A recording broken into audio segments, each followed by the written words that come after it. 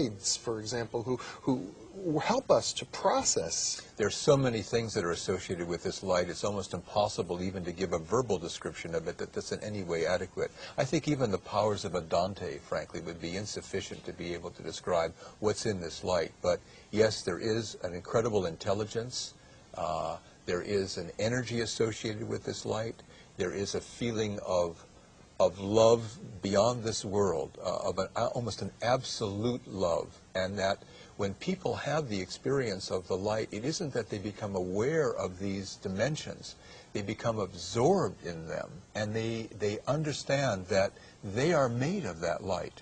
You know, the light is not something that is other. It's that you merge with the light, and that energy and that intelligence and that love infuses itself into you. And that's why I think when people come back from this radiant experience, that they're almost like beings of light themselves. I mean, to the extent that they can remove, you know, kind of their ego dross, if I can put it that way. If they can remove that covering, then the light that they experience during their own near-death encounter shines through them. I think that's why they are so compassionate, so loving, and why they have this kind of knowledge, because the light is an energy and intelligence which can be absorbed in the near-death experience. Even if a person can't consciously understand what has happened to him or her, nevertheless that absorption takes place and is somehow reflected in their daily conduct and in their consciousness when they come back from the experience. You write about one near-death experiencer, I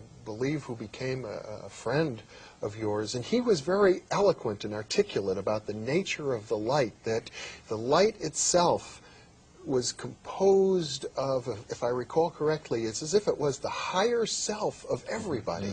Yes. I remember this particular man, and he had a very unusual experience, because when he went into the light, he had a question, and he said, "What are you really? You know, what is this? What are you?"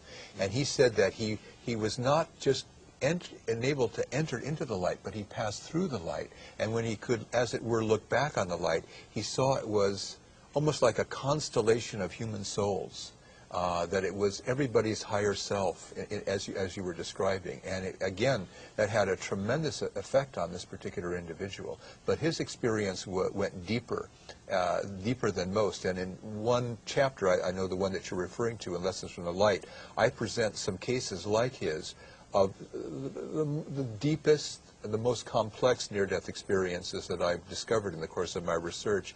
And in all of these, although I don't have many of them, as with this man, people go into and then through the light, and they seem to go almost as if on a journey through the universe, and they get to a second light. They get to something that seems to be the primordial light, or the light of creation, or the light of God. I don't even know what terms are adequate to describe it. This man was one of those who had something more like the full near-death experience, although obviously he never died, but he penetrated further than most people ever have an opportunity to do. The sense that I have is that what these people are telling us is that my soul is linked to the soul of everyone else, that we are common, we share a soul in common, and that common soul that we all have links us to the Absolute.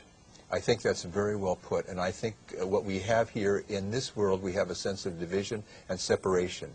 We are many bodies, but in the light, no pun intended, of the near-death experience, you realize there's only one being, and we are all connected to it. It's as if that primordial light that I was talking about that's where we really belong, that's where we really are. And so many people say, even when they enter into the experience of the light, I was home. One man said, "This is where I always was and always will be, and my life on earth was just a brief instant." So it's like in this brief instant that we call life, of course, which seems to expand and seems to be the totality of it.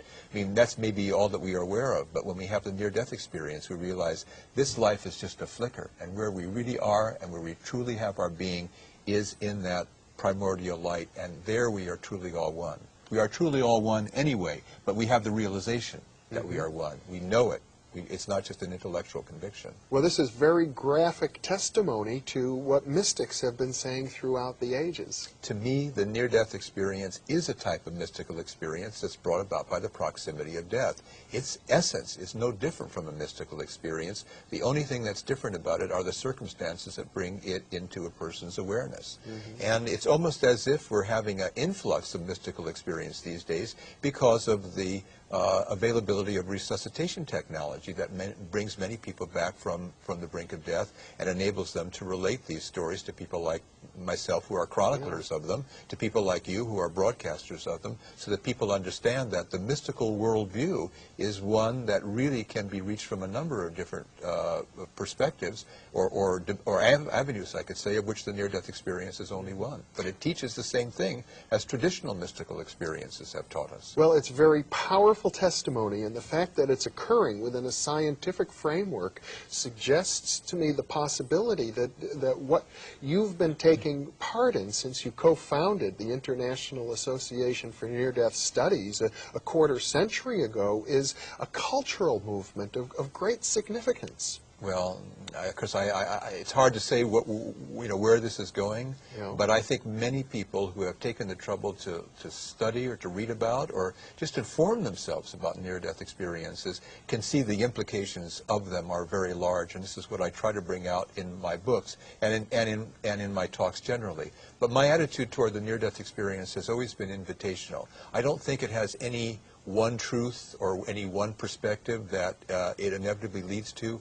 My approach has always been to invite people to consider the near-death experience and come to their own conclusions. But I know that whatever their conclusions might be, the exploration of these experiences will be richly rewarding. To me, the one conclusion that is suggested by all of these accounts is that life has a purpose. Yes. And that is profound from the point of view of materialistic science, which says just the opposite. And it's almost universal that near-death experiencers say that. They say, I know that my life has a purpose. I know that life has a meaning. It is a big anecdote to kind of the bleak existentialism that was, so common, say, in the mid-20th century. That point of view simply is not maintainable in the light of the near-death experience. The sense of purpose, the sense of meaning is so much a part of this experience that it cannot be extracted, nor can it be, it can't be doubted. It's an inextricable part of the near-death experience, and people who study it will understand that if those experiences give us a sense of meaning, then even those of us who haven't had the experience can be buoyed up by the fact that there is meaning and purpose to our world. Dr. Kenneth Ring, thank you so much for being with me. My pleasure, Jeffrey. Thank you for having me. And thank you for being with us.